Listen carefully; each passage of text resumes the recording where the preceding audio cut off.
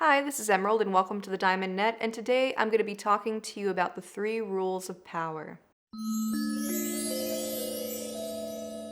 So in this video, I'm going to be talking to you about the three rules of power. So this means three rules that you can use to become more empowered in your life. Now, oftentimes when people think about power, they tend to associate power with some pretty negative things like corruption or authoritarianism. And certainly that is one pathway to power. But power isn't inherently tyrannical. In fact, power is very simple and a lot more neutral than that. Power just means that we have the ability to bring about a wanted outcome or to go away from an unwanted outcome. So power fundamentally has to do with our ability to either preserve things or change things. And so every human being needs a sense of power to give themselves a sense of agency over their life and their world and the trajectory that they take. So in order to get this sense of power and agency in our life, we have to find certain leverage points within reality that we can use to bring about our wanted outcomes and to go away from our unwanted outcomes. And I like to call these levers of power. So levers of power are often very basic in the same way that power is very basic. So let's say I'm in a very banal kind of situation. Like let's say that I'm washing my hands and the water is too hot. So I'm facing with an unwanted outcome. And so what I want to do is I want to look to my levers of power that I can utilize, that I have control over in order to go away from that unwanted outcome. And so what I can do is I can notice that the faucet is a lever of power.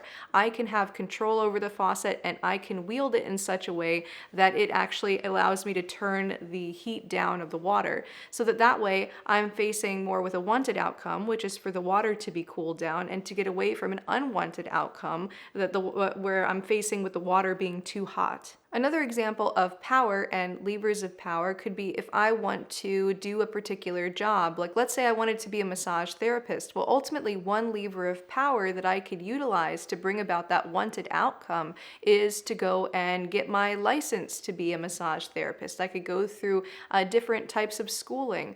So that's something that would be in my personal power and control in order to bring about my wanted outcome. And another very basic example of power and utilizing levers of power to bring about a wanted outcome or to go away from an unwanted outcome is, let's say that I'm hungry and let's say I have food in my fridge. That's a lever of power to be able to bring about a wanted outcome. So to get away from hunger and to go toward a feeling of fullness and satiety. So ultimately, power really just has to do with our ability to control certain elements of reality to bring about our wanted outcomes and to go away from our unwanted outcomes. Now, one important distinction to make is that power is very, very different from empowerment. What power means is just that we have levers of power at our disposal. It doesn't even necessarily have to do with bringing about our wanted outcomes or unwanted outcomes. Ultimately, it's just that we have different leverage points within reality.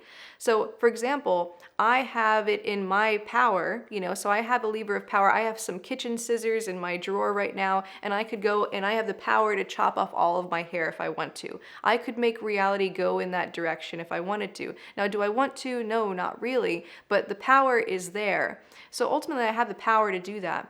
Now, power is different from empowerment in the sense that someone could have many, many, many levers of power at their disposal, but in the sense feel unemboldened to use them, or they might not know what they want, or they might be hesitating or experience a sense of self-doubt, and they can just have the general sense that they don't have any control over their reality when the reality is that they actually do.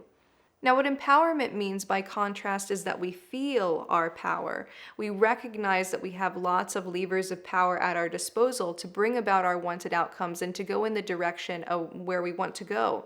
And what stands in the way of that sense of empowerment is when we don't know what we want, when we don't feel like we have the agency to bring about the things that we want. Now, empowerment by contrast means that we feel our sense of power and we recognize all of the levers of power that are at our disposal. We recognize ourselves as having agency and autonomy to bring about our wanted outcomes. And furthermore, we know what it is that we want.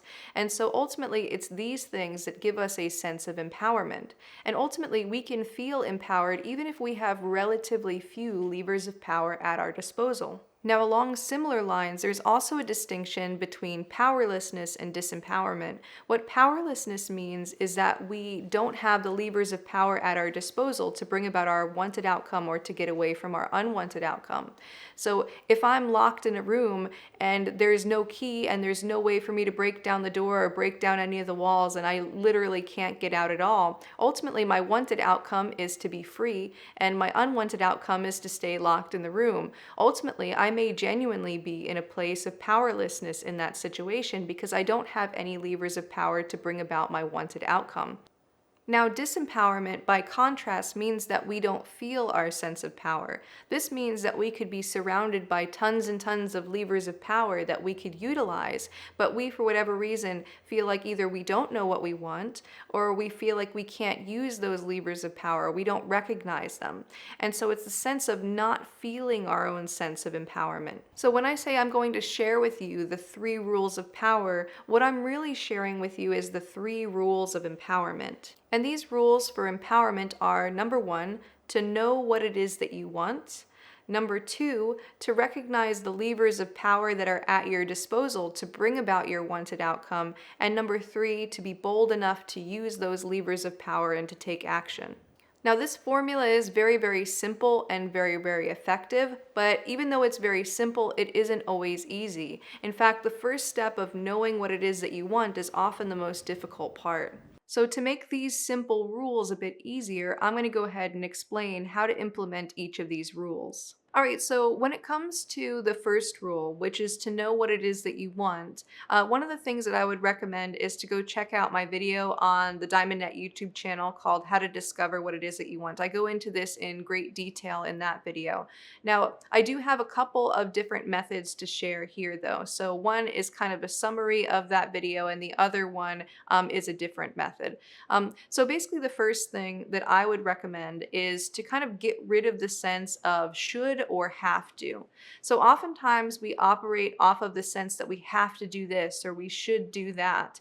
And when we do that, what happens is we get obscured from the deeper want that lies underneath those shoulds and have tos. Ultimately, the reality is that we don't really have to do anything. And there's no sense of should coming from anywhere specifically. So ultimately, have to and should are illusions. And underneath that, there's just consequences. So for example, if I don't like my job, for example, but I decide I should go to my job or I have to go to my job, well, ultimately it's not true that I have to go to my job. I could choose to not go to my job and I could choose to get fired.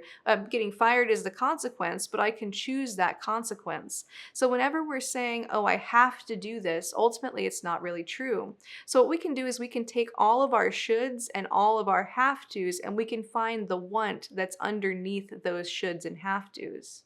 So to take that same example, if I feel like I should go to work or I have to go to work, well, ultimately I have to look at like what I really want there. And it's like, well, actually what it is that I want to still be able to pay my bills, So I feel like I have to go to work because I want to pay my bills. And so basically, if we can look at every one of our shoulds and every one of our have tos, they can tell us a lot about what it is that we actually want. All right, so that's one way to figure out what it is that you want. But ultimately, to go even a deeper layer, we have to understand what makes up our wants, what we're actually motivated toward. And ultimately, motivations only ever go in 2 different directions. We're either going towards something that we want or away from something that we don't want.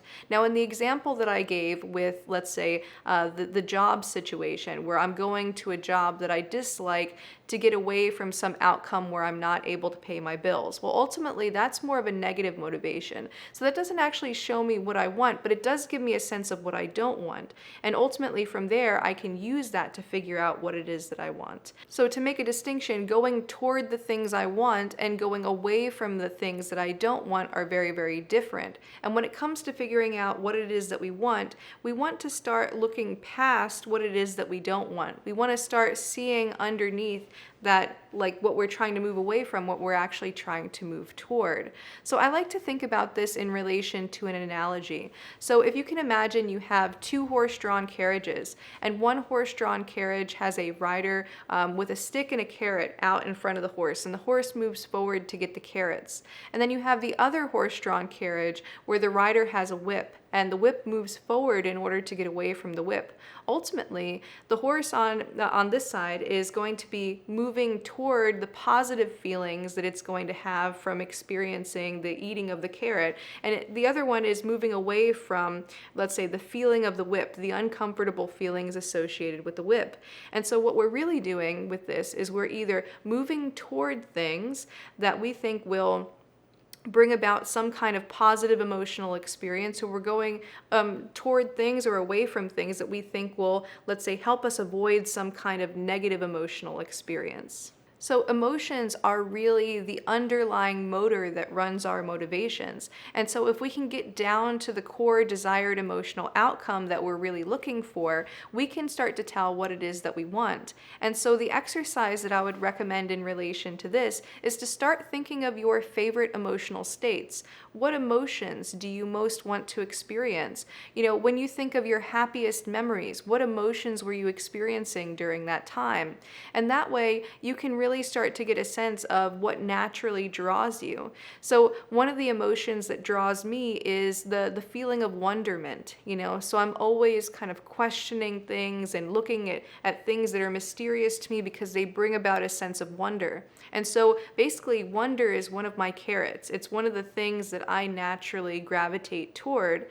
And once I know that I want a sense of wonder, I can then start utilizing rule number 2 to say, okay, what levers of power do I have at my disposal to be able to bring about that feeling state of wonderment for myself? And when we're looking at this, we really want to start looking at the things that we think we want, as the vehicle to bring about what we actually want, which is our emotional state. So for example, let's say if I say I want $1 million, well, ultimately the $1 million would just be a vehicle to either go towards some kind of wanted emotional state or to get away from some kind of unwanted emotional state. So if I want $1 million, maybe it's the case that I'm using the $1 million to get away from things like stress and things like that. So it's my vehicle away from stress. Now, when it comes to the $1 million, if it's in a more positive emotional direction where it has to do with what I actually want, it's like maybe I feel like, oh, if I had $1 million, I could go traveling and then I would be able to experience lots of fun and excitement. Well, ultimately, that's a forward-moving desire toward fun and excitement. And so what I can do is I can go directly to that emotional state of fun and excitement, and I can go to rule number 2 and say, okay, what levers of power do I have at my disposal to bring about the feeling state of fun and excitement? So once it's the case that we really get a sense of what naturally draws us, what we really, really, truly want in our heart of hearts, at that point, that's like 75% of the battle when it comes to empowerment, because once we know what it is that we want, we can actually bring about our wanted outcomes. Whereas if we don't know what we want, we can't bring about what it is that we want. Okay, so that's how to implement rule number 1. Now, the way you would implement rule number 2, which is to determine what levers of power are at your disposal, well, the first thing you would want to do is to figure out what levers of power are not at your disposal. So when you can determine which levers of power are not at your disposal, it enables you to save your energy and utilize the levers of power that are at your disposal. So I actually have a quote here from the Stoic philosopher Epictetus that has to do with just this. Epictetus said, "Some things are in our control and others not. Things in our control are opinion, pursuit, desire, aversion, and in a word, whatever are our own actions. Things not in our control are body, property, reputation, command, and in one word, whatever are not our actions. The things in our control are by nature free, unrestrained, and unhindered, but those not in our control are weak, slavish, restrained, and belonging to others. Remember then, if you suppose that things which are slavish by nature are also free, and that what belongs to others is your own, then you will be hindered, you will lament, you will be disturbed, and you will find fault with both gods and men. But if you suppose that only to be your own which is your own, and what belongs to others as such it really is, then no one will ever compel you or restrain you. Further, you will find fault with no one or accuse no one. You will do nothing against your own will. No one will hurt you, you will have no enemies, and you will not be harmed. So with this quote from Epictetus, ultimately it focuses on being able to exert power and control over what we have power and control over, and to be able to surrender to what it is that we don't have power and control over. In that way, it's a bit like the Serenity Prayer. So with the Serenity Prayer says something like, give me the strength to change what I can, give me the serenity to accept what I cannot change, and give me the wisdom to tell the difference between the two. And the Serenity Prayer has a lot to do with our own sense of personal empowerment, because we won't waste our time and we won't waste our energy spinning our wheels and trying to change the things we can't. And ultimately, we can then focus our attention and our energy toward things that we can actually change, so that we can actually move in the direction of what we want or away from what it is that we don't want. Now, when it comes to being able to utilize the levers of power that are at our disposal and to surrender the ones that are not at our disposal, I think a great metaphor for this is surfing. Ultimately, if someone is surfing and they think that they're going to be able to control the waves of the ocean, then they're not going to be a very good surfer. They have to surrender to the fact that the ocean is a force of nature and that they have no control over it. The only thing that they actually have control over is their own body and the board underneath them. And when they can, recognize the distinction between what they have power and control over and what they don't, they can then start to become a more skillful surfer. And many things in life actually function this way. So if you want to be effective, you have to accurately look at what you have control over and what you don't have control over. And anything that you don't have any control over, you want to let it go. Otherwise, you'll spend your time spinning your wheels and wasting your energy. For example, let's say if for whatever reason I felt like I had some kind of power and control over the weather, and now it's raining outside. What if I felt like, oh no, I really wish it wasn't raining, and I'm like trying to do everything in my power to get it to stop raining? Well, ultimately, that's not a lever of power that's at my disposal. I don't have power and control over the weather.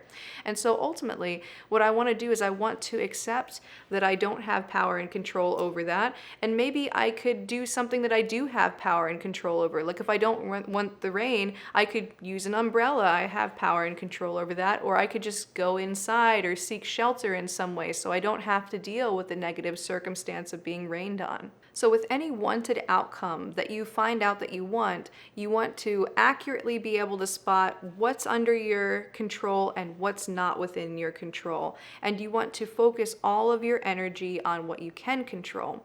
Which brings us to the last step, which is to use those levers of power to take action and to move in the direction of what is wanted. And this brings us on to rule number 3, which is to actually take action and utilize those levers of power. Now, before we get too much into the weeds of this one, we want to also take into consider like different ethical considerations. So you don't want to be utilizing levers of power that are at your disposal but that sit wrong with you. So for example, let's say that I'm really hungry and I have food in my kitchen, that I could go and eat, but I decide to go steal it from somebody else. Well, ultimately, that's a way for me to bring about a wanted outcome, but I've just now gone over my own ethical boundaries and I've caused destruction in the process. And so basically we want to be able to, go in the direction of what is wanted without putting anybody else out. And so really important to be ethical with the way that we utilize these 3 rules of power or 3 rules of empowerment. But ultimately, once we know what it is that we want and we know what levers of power are at our disposal and which ones are not, and we know what's, within our own code of ethics, we want to actually utilize the levers of power that are there. So ultimately, it's this taking action. And there can be a lot of different reasons why people might hesitate at this step in the process. So someone might hesitate because they doubt their own sense of power. Maybe they see different levers of power that are at their disposal that they could use to bring about their wanted outcome, but they doubt themselves, and so they don't use those levers of power. Or maybe they are dealing with some kind of self-sabotaging mechanism where they have the power to bring about a wanted outcome, but there are parts of them that are resisting against that, and so creating a resistance or a difficulty in going toward what is wanted. Or maybe somebody has a fear of failure. So if they actually try to use those levers of power, it's like, oh no, if I use them, what happens if I actually fail? Or sometimes people have a fear of success and what success brings with it. So it's like, oh, if I utilize this lever of power to bring about, let's say somebody wants to have their own business, and let's say that they succeed and now all eyes are on them, and maybe they're afraid people are going to scrutinize them or different things like that. Ultimately, it could be a reason why they might procrastinate to or hesitate to utilize the levers of power at their disposal.